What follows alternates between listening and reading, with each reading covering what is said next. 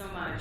That was a great panel, and I think you saw from a lot of the questions that Everest got was a lot of it was on talent, and we do have 2 or 3 sessions over these days just talking about talent. And I just want to make a couple comments that the collaboration when we've done assessments for companies, coming in, the collaboration between industry, and that's one of the things we come in and we look at in person. It's very hard to judge, makes the location selection process, of course, hard that you have to come do this, but that collaboration between education and the education institutions, the government, and the companies is very high, and should be very high on everyone's list when they're selecting. As you can see how it's just, with Louisiana's example, it's absolutely imperative for these companies that they had that partnership to grow the talent, so it's an excellent example. And I want to say thank you to the deans and professors, because I do know those who know me personally, my husband is a professor, and I do know how hard. I can't even imagine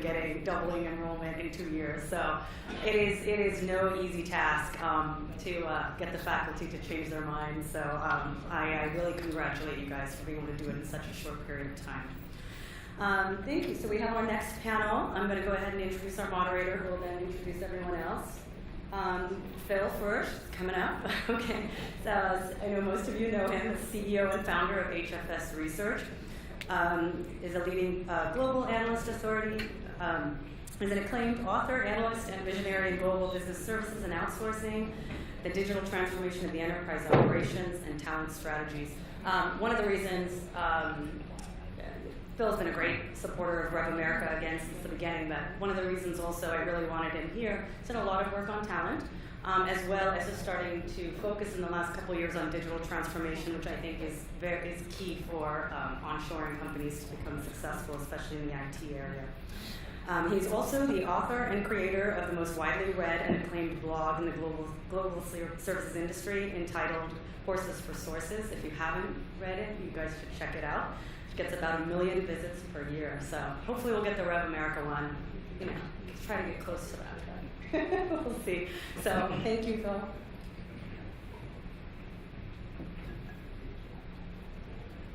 Did you guys get the slides I sent you? You Yes. did? Fantastic. I didn't just send them in an hour ago. So, why isn't anyone drinking? This is RevAmerica, right? Okay. So, we come to the end of the day. Let's get straight into some introductions, and then we've got a bit of data to share with you. We'll get some good discussion going, summary of a lot of the thoughts, and we'll look a bit into the future as well about what's happening in the world. When you introduced me, I'm research, so I don't need to get into more detail. Apparently that's my running for president picture.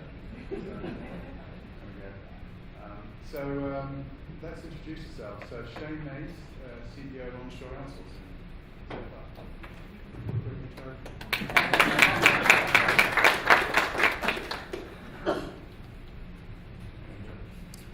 Okay, so I'm Shane Mays. I'm the CEO of Onshore Outsourcing. I started our company about 10 years ago, and my passion and the reason why I'm interested in being here today is because I just love giving people jobs in rural towns. So we're characterized as somewhere between a rural outsourcer and an impact outsourcer.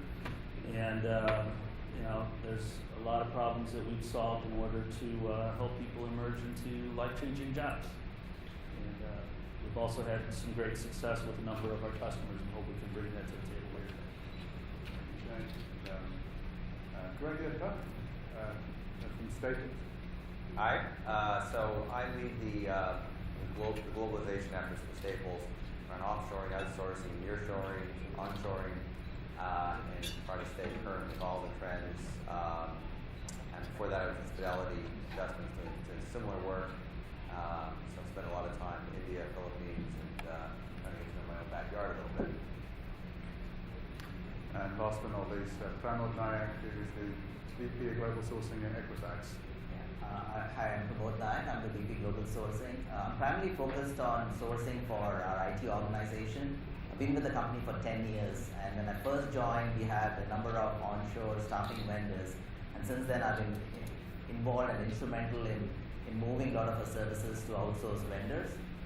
A lot of our work was being done out of India, but more recently we are looking at onshoring, and I'm going to talk more about it. And about Equifax, we are a $2.4 billion company. We are primarily focused on commercial, consumer, and workforce solutions. More popularly known for our credit reports, credit monitoring products, and fraud solutions.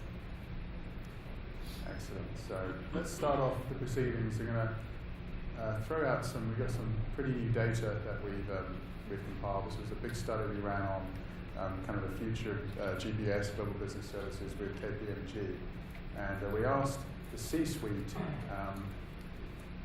what are their key priorities that they're pushing onto their operations leaders today? What are the stress points that's keeping them up at night? And unsurprisingly, 95% see driving down operating cost as still a key directive. 65% see mission critical. So clearly, they're not happy with the efficiency of their operations, and they want more cost-effective, flexible services. And they want to improve the quality of their talent and the end-to-end process optimization. But most interestingly, at the bottom here, we threw a couple of sneaky questions in, which was, are you looking to restrict the recruitment of labour where possible? And you can see here, nearly 6 out of 10 companies say, yeah, their C-suite is trying to restrict hiring new people. And a similar number actually looking at investing in RPA. So essentially they've actually started to look at a game plan, figure it out, start to sort of talk to their operations people about what is this, how does this work. So there seems to be a disconnect. They want to drive down costs, they want to have more flexible services, and they're going to their operations leaders and saying, hey, that fantastic 20-30% you took out 3 years ago, where's the next boom coming from? So when you look at this data, what do you think? Does this ring true with what you're seeing from your C-suite?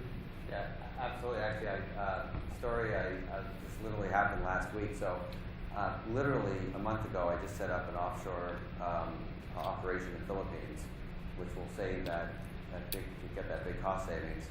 And one of the top executives of the company called me up and said, Greg, that's great for 2015. What are you going to do for 2016? There you go. That's the drawing board. Shane? It's funny because we were just recently challenged to answer some of these questions with some of our clients. So, I don't know. I think of it as we're having to adopt this split personality because on the one hand, all of our customers say, your low cost rural outsourcer, cost is what gets you in the door. So there's still these blocking and tackling things that our customers still demand of us. Low cost, stable workforce, reasonable flexibility, and consistency in the services that you're providing. At the same time, what we're finding is once we've been with the customer for a while, a year or two later, they're asking, okay, what can you do for me now? And I'll be honest with you, in some cases with some of our clients, we've been kind of caught flat-footed in that regard because you get in this habit of doing what you're challenged to do, which is drive out costs for a customer. And it's up to us as suppliers to teach them and say, hey, look, what's the real problem that we're supposed to be solving for this customer? And just because they're asking us for cost containment doesn't mean that we don't need to be a true partner to them and understand their business and where they're going and help them get there. Right. And we've got this school of thought that we aren't just going to see tons of jobs go away. It's just as companies are looking to become more effective, they're just changing the profile of the people they want to hire. And so it's not that suddenly we're going to take out 20% of transactional labor. It's more the profile and the nature of the people we're looking to bring into the industry is different. I mean, Pramod, is this something that's consistent with what you guys are doing? Yeah, in fact, we're looking, if you look at this in the context of run, improve, growth, that's how we look at it from our IT growth playbook standpoint, you will get the context. Especially the applications or work which we are doing on the run bucket, we would like to reduce cost, and we would want to take out cost as much as possible. Whereas the improve bucket is where we want to become more efficient, and that's where automation is something we would welcome as a way of achieving that. And grow is an area where we are ready to invest. So where the cost is not necessarily the key imperative. It could be speed to market, innovation, and things like that. Okay. So we do our annual state of outsourcing study, and we asked of over 312 enterprises, the major enterprises, what were your plans with offshoring in 2015? Is it going to increase? Is it going to decrease? And you can see right across the board here from app dev on the left, 31% increase, F&A 29% increase, procurement 21%, and so on. And we asked the same question about shared services, and you can see similar numbers. Not quite as aggressive in some of these areas, but still, majority of companies are still looking to increase the offshore component of their operations, right from IT and business. So we can talk a lot about moving more work into the US or Canada, places like that, but and we are seeing some softening with some of the provider revenues, but is offshoring really going away, or is it just slowing down? And Pramod, Yeah, I don't see it going away, and like I mentioned earlier, especially in the run bucket, offshoring is paramount. And in fact, we are constantly looking at what applications or processes have achieved maturity or it's at end of its life phase, and that's what we want to take it and offshore it. Shared services has increasingly coming into play now because the need to hold intellectual capital is coming, and we would like to do certain things, especially with innovation in-house, and that's best done, we believe, with our shared services organization, because attrition has been an issue with offshoring vendors, and we need to mitigate that to some extent. So to your question, I don't think offshoring or shared services is going away. The way we are seeing onshoring is it kind of fits itself into this overarching strategy. If there are other drivers which could make onshoring a requirement or a way to address our needs, things like geographical diversification, things like taking or sourcing from places where the talent is available, and or there could be other factors like regulation, or there could be even ancillary factors like we want to reduce the real estate costs in onshore, so why can't we put a team of vendor resources in the vendor domestic location and address those needs? So. Found a bit here, and took some data. We did a big study or looking at onshoring over a year ago now, but I think this data is still very relevant. So we wanted enterprises to talk about what are the attributes of their staff supporting IT and business process. And so you've got the US staff in the orange and the non-US in the blue here. And you can see here US staff do very well in terms of communications, obviously, understanding the client's business and taking initiative. But in terms of being process-driven and hard-working, some of them hasn't quite, there isn't a big differential between the two. Does this marry, Shane, your experience of? Yeah, so no, it doesn't. So I will tell you, we compete with offshore firms on price, and we win. And the way that we do it, ideally, if you can, typically engagements will start in this kind of just like a remote staff augmentation model, and then later they'll advance and you'll move towards somewhat of what I'm calling a managed services agreement, where you're producing widget equivalents. And we all understand. You got retention, employee retention advantages. You got communication advantages from doing work domestically. But when you can convert that work towards this managed service agreement, then you're talking apples to apples, and it's not just about rate cards. And that's where we can leverage all of these things and really shine and win business on price. The other thing that we do is we're in very low-cost areas of the United States. But what you do is you work to take a lower-end workforce organize them within the context of a value-added process, so it's kind of factory line-ish, and that is a good way to drive out, cost and rise engagements. And so it is possible to win here in the United States on cost. I mean, we're seeing some really competitive pricing going on, especially in commodity IT areas now. Does that impact your business?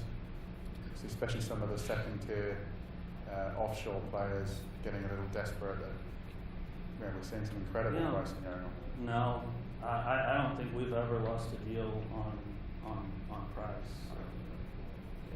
Just the kids, don't go into them if that's all the client wants, or Pardon me? you just steer clear if that's all the client's interested in, or No, we don't. I mean, I always wonder if, we're winning deals constantly, and one thing that I'm worried about all the time, and I just mentioned that I felt like we got kind of caught flat-footed, is on the one hand, you're hearing people talk about, all of the vendors have to move upstream.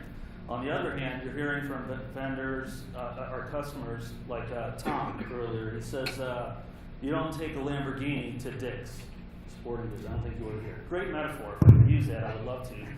But another scenario that we use is, we got this customer that's Ameren Electric, and they got this white chip thing and a blue chip thing. And their blue chips are the hard stuff. The white chips are just the stuff that they got to get done. And anymore nowadays, everybody wants to give you their blue chips. I was like, guys, wait a minute, don't give us your blue chips. Give us this stuff so you can use your own employees to go onto the blue chips. And so we found tremendous success with that run-of-the-mill kind of white chip stuff. But it's a different ball game when you can, for a lot of customers, a lot of programs like Panera. I could talk all day about Panera, one of our clients. Your employees here are consuming the services of those companies, and therefore they understand the opportunities and the business challenges that they have. Therefore, even though you're starting with this sort of white chip work, you'll find that employees come up with great ideas, and they're deriving new insights that can help them move forward anyway. okay. So from a client perspective, we've not been very successful in truly comparing the cost of onshore delivery and offshore. So we default to a rate card, and obviously, the offshore cost comes out lower. So right now, our drivers to onshoring has been very different. We've kept cost aside, and we've said, what are things we could leverage onshoring? And one, obviously, like I mentioned earlier, is agile projects are very well delivered onshore. Okay, we've had a lot of issues with distributed agile. It doesn't really, that model doesn't lend itself to the offshore model. So that's one area. Automation, and especially the business context, the resources here, and I think this survey reflects that. What we have found is that resources here in the US get the business context very, very well. And that helps innovate or automate a lot of things, and we have found them to be very productive. Now, over a period of time, if good models can be developed, then truly we could compare the total cost of ownership or total cost of delivery, and probably what Shane is saying, the onshoring could be competitive with what the cost would be in offshore. Yeah, I found if you go to, like just what Shane said, if you go to a managed service model, and you leverage technology, there are onshore solutions that can actually be similar cost structure to offshore, and then you get the benefit, obviously, of time zone and proximity. We recently did a deal where we had an HR process recruiting that we had sent offshore. We weren't particularly happy; didn't seem to be very well suited offshore. In the few years since we sent it offshore, there's been so much progress has been made onshore. We were able to find an onshore provider that was leveraging technology, and it was a managed service, right? So they're based on a transaction, based on an FTE base. They're not going to be able to compete on an FTE base. They don't need as many people as the offshore provider, so they can come in under price, which is a great story. That's moving towards a managed services agreement is a double-edged sword as well. So first of all, to get there, just to make sure we're using the same language, there are different, let's say you're doing .NET development job, you're call it use case stories production. Or if it's data transfers, you're actually measuring by the data transfers or data aggregates. But what we found with one of our clients was that we adopted this. First of all, we've been doing business with them for a couple of years, And then they challenged us to, do better. And it was very hard to actually figure out what it was that you were actually there to produce. And you really got to know a client well to figure that out. And so sometimes when you're in a new relationship, those conversations are difficult, and a company's own employees don't necessarily know. And where with one scenario, and I'll tell you, we will never do this again, we will never make this mistake again, is just because you're challenged at one point to produce more data aggregates in some data warehouse, there's a certain point of diminishing returns when it comes to data quality. So when they came to us, originally their problem was data quality. Well, we do more and more and more and crank those things out, and you get to be so good. All of a sudden, you've exceeded the value that they were getting from data quality. In other words, you did too much of it, and you get your blinders on in these managed services agreement. It's important to constantly take a step back and say, hey, look guys, what are we really doing here? Does this make sense? Let's get into the numbers a bit more. It's been too long on this one, but we also asked a lot of US-based enterprise clients what savings would they need to achieve to move work to these various locations. So, Philippines, it's got to be up 30%, China, but then US clients said, if we can do 17% savings from the existing budget, we'll make that shift. Is that something which, you use some onshore resources. Do you feel, Greg, that you're achieving those levels of savings? Yeah, I think I would be shooting for more than that, but the other factor that comes to companies like Staples is because our businesses are changing so rapidly, there's tremendous benefit to be able to variabilize and take off our books the cost, right? So rather than having permanent employees, if I can get savings and I've got flexibility, being able to ramp up and down, being able to do variable staffing, seasonal, and that's frankly where India's shine in the IT space, right? So where they're still, number one is finding 100 Java developers, next month I'll get them with one phone call. But the flexibility is as important to us as the cost saving. Okay.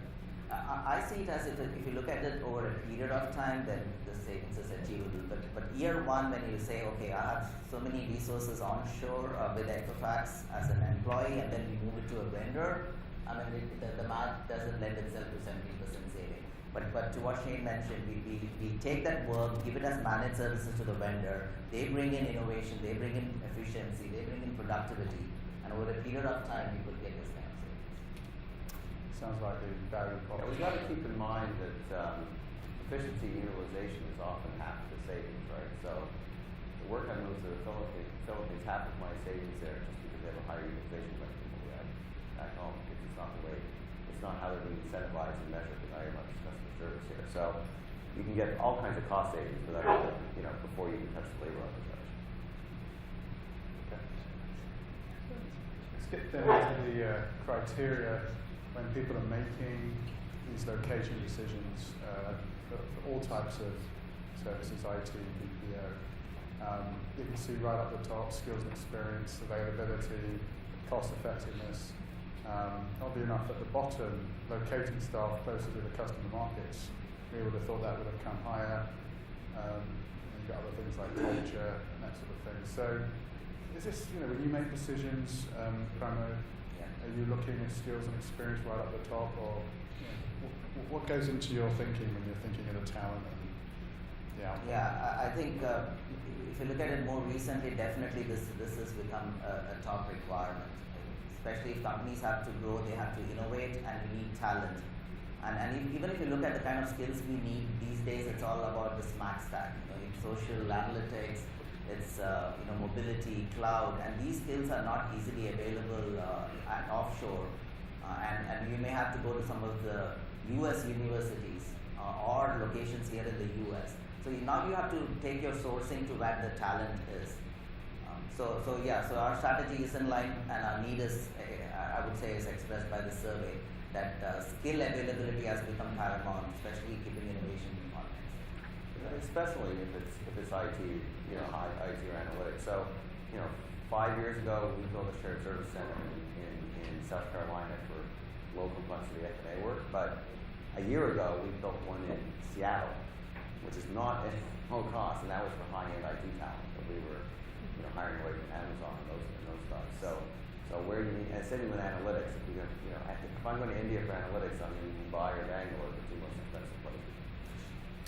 Because IT is so central to the retail world, right? I mean, it's all about e-commerce and having the right experiences in the shops now. Everything you need. I mean, do you feel that's driving more of an in-house or an out-house strategy?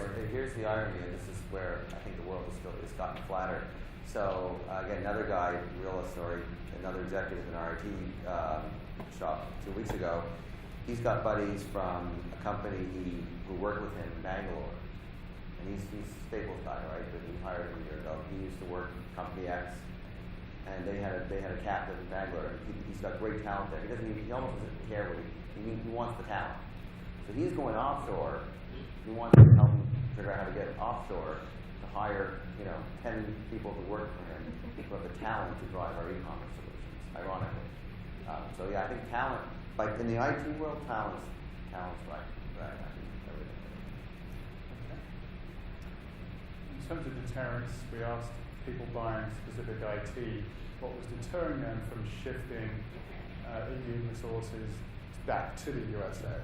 And absolutely outweighing everything is still cost. And as you're saying, as the shift starts to move to more strategic elements, do you think that cost effectiveness number is going to go down, or do you think it's still going to stay constant? I think it's a mix, right? And I think that don't forget too what the Indian firms are able to do. They're able to bring people to our facility that aren't cheap, right? It's what they call the landed labor. But there's a flexibility there that we're frankly ready to pay for because we need talent yesterday. So I think one of the opportunities for the onshore sourcing folks is to build some scale and flexibility in that regard. And if they can do that, I think there's an opportunity to make some inroads with the Indian providers. And it's really interesting because the pure, even if you look at the Accentures and IBMs, they're not as flexible. Even though they're in theory doing the exact same thing, they're not as flexible as the India-centric providers for some reason. I think there's a big opportunity there.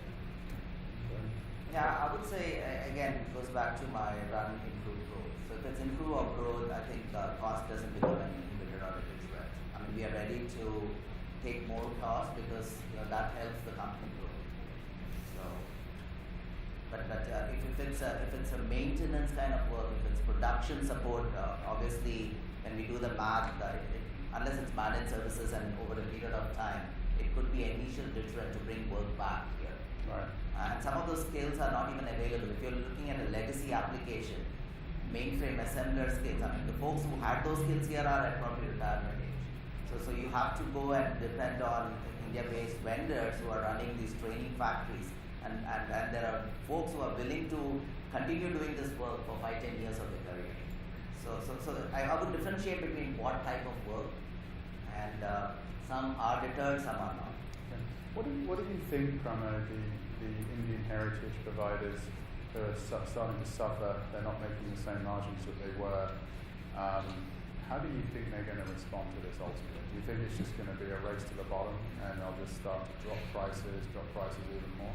Or do you think there has to be because there could be a lot of room for decreases if needed? Yeah, I think that the reality is dawning on a number of Indian providers. If they continue to focus on the areas which they were good at, this is basically supporting legacy application, obviously the margins are going to reload. I mean, a lot of skills are becoming commodity skills. I mean, something like Java and .NET 10-15 years ago, you could command good rates and big margins. But now it's very much a commoditized skill. So I think these companies are now trying to invest in so-called digital skills and trying to get into that value chain. They are also looking at onshoring very critically. In fact, one of the vendors who we are leveraged for onshoring has a large India setup, but now they are invested in an onshore agile factory. So that explains that they also need to change their positioning in terms of the services they offer their clients to improve their margins. sort of shift gears a bit, we'll look to BPO, and we're seeing some interesting trends like with developments in automation, which essentially could take out a lot of that transactional layer in the process automation space, and we think that creates potential bigger opportunity onshore because, and we'll talk more about this tomorrow, but clients like to have more contextual-based support. They want to be able to have closer affinity with their business processing provider, that sort of thing. But let's talk a bit about services that you might be buying, Greg, in terms of BPO. Would you say it's all about? Would you say it's impacting your strategy at all in terms of what you're seeing going on? Well, I think it's a big opportunity. The example I gave in the HR space was pretty. That's a BPO process that we got a better total cost of ownership, total contract value from a 100% onshore provider because they leveraged automation technology and they were much more productive, right? As long as it wasn't an FTE-based contract. I think, and frankly, I talk about this a lot. I think the India firms have not really figured out BPO very well. I think I call it process-driven BPO, and I think they talk about it, but they don't actually execute it very well. And again, it's a big opportunity for onshore because if you can execute better, you can make up for the labor arbitrage difference pretty quickly. Plus, when you talk about the margins, they're still going after very high margins today. So they constantly miss out on opportunities because they're going after high margins. Probably one of the reasons you're able to compete with these guys. So I look at, and that's why none of them have invested big time in the contact center world in the Philippines. They don't want to be in the low margin game. So it's created, I think, other opportunities for firms like yourself. And that sort of takes us to, I want to shift to this slide here, where we did ask in our state of outsourcing where clients were actually looking to replace an entire outsourced service with a BPaaS, with a SaaS type application. And you can see here the HR, 22% of enterprises have at least one cloud-based solution that's now replaced an outsourced function. Right. F&A is 15%, so we're seeing a lot of people getting into like Workday financials now. So that could be a potential game changer like it was in HR and other areas like that. But if BPaaS can start to replace the legacy model, when you look at your business, Shane, your traditional IT work, do you see bigger opportunities getting into the more broader as a service model with the BPaaS type offerings, having more processing skills? I'm thinking about it, but no, we're not seeing any impact right now, and I haven't quite figured out what our strategy in that area would be. But I think that with increasing commoditization, and I know Mary Lassett is going to be talking tomorrow about robotic process automation in some of these areas. There's certainly a lot to think about. Yeah, in our company, we are seeing a lot of BPaaS kind of work happening, which I would agree it's replacing legacy. Our HR system is on a SaaS solution now. We're trying to build some billing solutions, and our CFO is dictating that it be straight out of the box, and we don't want to customize anything. So the whole thought process is reduce customization, reduce support costs, reduce the total cost of ownership. And this whole understanding that processes are very unique to us is kind of going away. It's like, let's leverage the best of the collective wisdom which have helped build this product. So I'm seeing, at least in some of the back office areas, a lot of BPaaS and it is impacting the legacy outsources. Right, and are you looking at it more in maybe like slivers of process, so maybe taking one function as opposed to looking at let's go and hive off half our HR department? How are you looking at it? Yeah, I mean it does impact some of the HR. Yeah, it wouldn't be the entire function itself, but yeah. Just to take HR as an example, we had a spaghetti of applications. That's how we would like to call it. And there were so many maintenance team, and then there was the business team. But moving to the cloud, it has simplified our whole operations, and a much nimble, smaller team has been able to do the same consistent process globally across our 19 different country operations. So that's a shift which is happening, and at least we have seen that in our company. We'll limber up for tomorrow's RPA debate, but there was a great piece of data we took from our global business services study where we asked clients when they're seeing pressure from the C-suite in terms of who's looking to invest in robotic process automation to replace the reliance on labor. You can see in the US, only 55% of companies are doing it, or at least it's emerging, becoming important or mission critical. These tend to be experienced enterprises who do a lot of this stuff, look at a lot of process improvement. In Europe, it's 78%. Right? So clearly, the more stringent labour laws there are making opportunities like RPA more attractive because they don't have that arbitrage opportunity.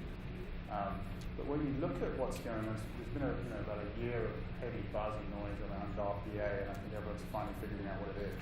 Where does it go next?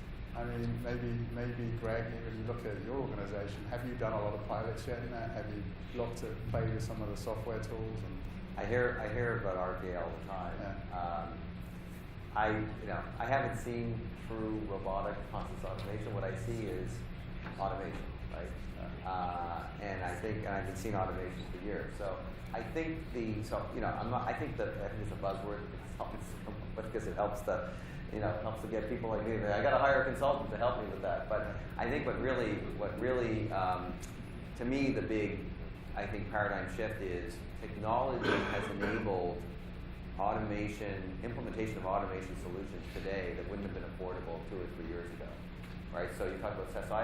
I'm going to be implementing this SaaS-based, cloud-based SaaS solution for my indirect procurement system. It's going to manage $1 billion of spend, and it's going to cost me, I think, a third or last quarter of what I was being quoted just 2 or 3 years ago for a traditional system. So I think there's providers that can take some of my BPO work and they can use automation to dramatically drive down the cost. I think we're all doomed. I think the confluence of big data, the Internet of Things, and cognitive intelligence are going to come together, and 50 years from now, we're all toast. Was it someone said the future? That's going to work you up.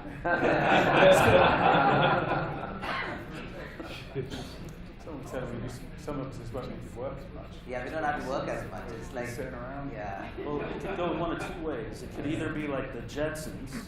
Everybody remember the Jetsons and George said, "Oh, I got to do this hard day's work, and you had to push that button." And or it could be like Terminator 2. And God willing, it'll be like the Jetsons. And I'm working harder than ever, so I don't know what hasn't helped.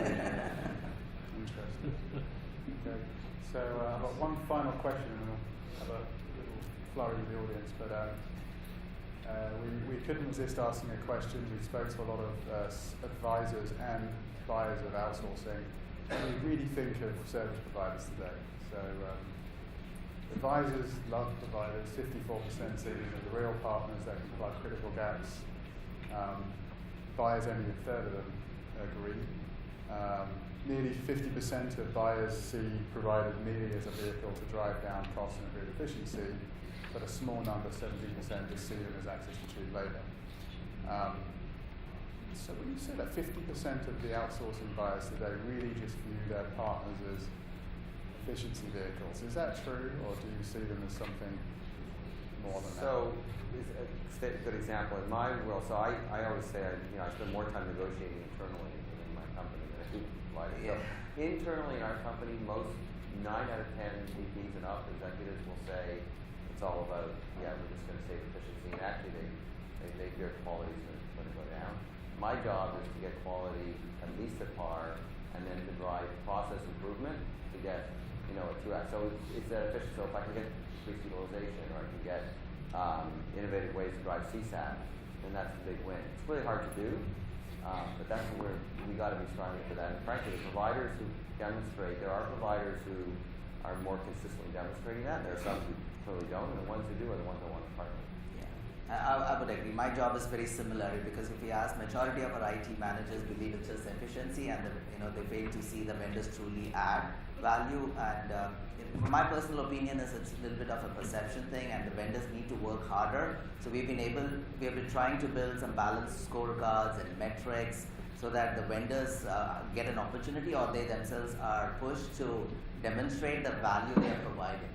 So I think it's a little bit of a communication process as much as the reality.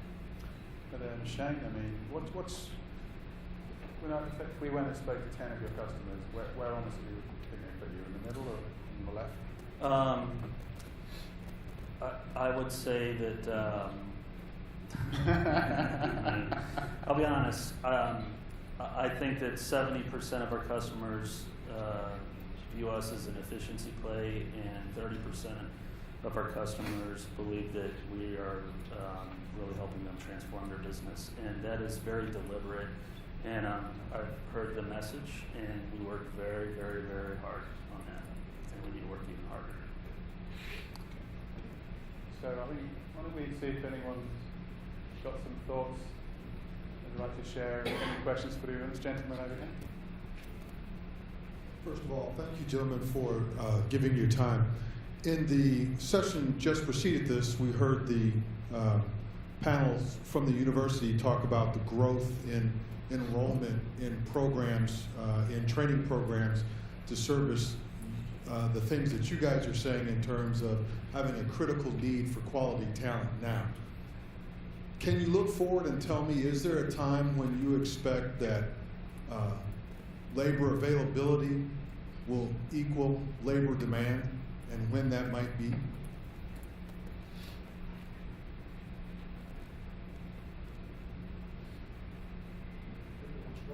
Labor availability means labor demand. You mean in IT? Yeah.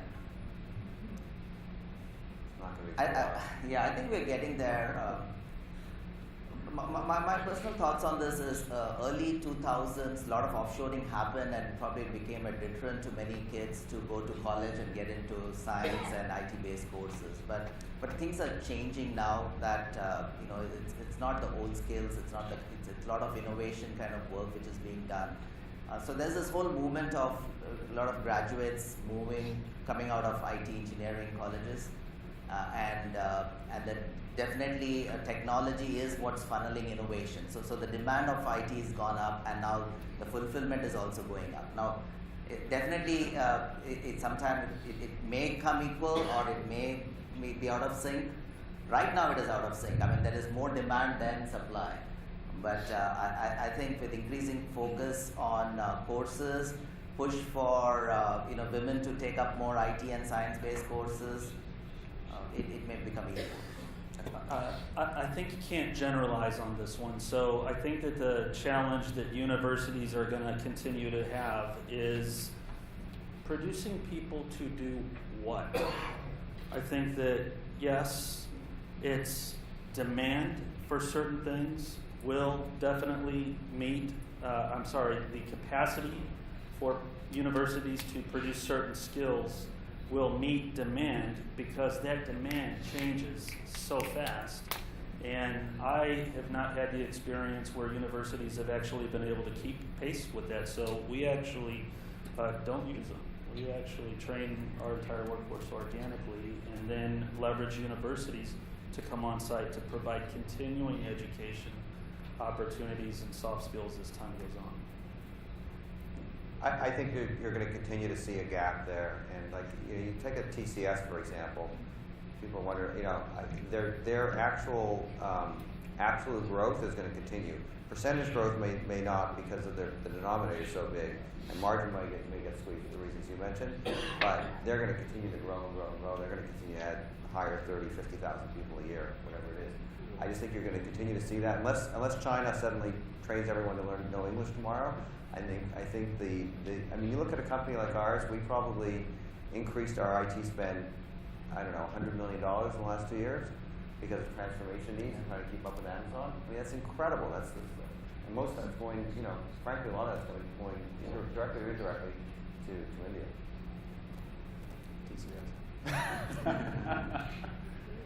But, I mean, is that a bad thing? We have, these are some fine companies, TCS, Collins, and Emphasis. I mean, if they keep investing more in US resources, aren't they?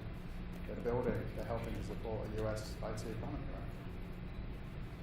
They are, but I think they're very stuck in their way, and they have a model and they're very stuck in their model. I think someone you can come with some innovative models, and I see that recruiting firm that's in the Midwest that we're working with, and they're not they're surprisingly rigid. So they do what they do extremely well, but that's what they do, and I think there's a huge opportunity for because the pie is so big and growing. You guys can pick up a lot of that. So definitely hesitation anyway. Yeah. So mostly as well as when I come from Infosys for 11, 12 years, and so are my colleagues. We have seen, and Pramod rightly said that there are pockets of work. For example, run the business versus change the business. If I understand, that's where the differentiation is very clear. But I have a different question, right? For 30 years in the industry in IT services, and I lived 20 of that. The pyramid model is the prominent factor of how the teams were composed. Do you see a change in that? Because what we are observing is that the big team size at the bottom itself is not lending or manifesting itself to the newer set of technology which is coming into the play, even for any kind of needs. What's your thoughts? Yeah, I'm definitely seeing that change, especially with agile teams. I mean, you cannot have a pyramid model deliver good agile projects. You need developers who can design and code and have the business context. So that definitely is changing. And even when onshore vendors, I'm sure Shane would acknowledge this, is when you hire, you try to maintain a right mix. So some kind of work, especially the improve innovation kind of work, the pyramid model doesn't lend itself. Right. I completely agree, and again, it's a good opportunity for you guys. So one of the metrics we look at all the time is our on-site to offshore ratio, and we try to keep the on-site ratio low for a cost standpoint, and it's really hard to do for exactly the reason you said, because the mix is changing. So I can move, app support and maintenance. I can move infrastructure, and I could be 99 offshore and 3 onshore. But if I'm doing a mobile app, dev project that has to launch in 3 months, it's going to be 60% onshore. Yes. We've got time for one more question. Maybe Eric? Just a question, maybe semantics. Are we seeing more work coming back and reshoring to the U.S., or are we seeing more decisions made about new work coming into the U.S.? Yeah, go ahead. Well, for me, this is one of those things where I'm always worried that we live inside of our own universe, right? I'm living inside of this bubble, and so if people want to come and talk to me, they obviously want to bring work back. So I just don't get that worldview, you know what I'm saying? So. Yeah, I'm thinking more decisions are getting made to bring work onshore. And, so earlier, at least, we were looking at everything through the cost lens, and the onshoring wasn't fitting in. But now that we look from a need, getting the talent, if you look from those lens, then a lot of work is coming in. So companies have started acknowledging that. So you're saying that's new work, that's not work that has gone offshore coming back? That's more of new work. Yeah, or some work which probably would have been done offshore is coming in. But like I said, the run kind of work, that continues to remain. 5-10% is offshore work coming back. All the rest of it is new work. 50% of our business is work that we bring back from offshore. We'll add another one, or is it? Yeah, that's one. Maybe one more. 49. Go ahead. Operator? Okay, so this is a tangential question for you guys. Okay. So from a service provider's, the perception of a service provider, the top quartile providers you work with, is there something intangible about them that they do, how they handle their relationship with you, any particular stories that you can tell that separate them from the pack, that differentiate them in how they interact with you? Go from a strategic partner to a vendor, that's correct. Any stories? You want to start?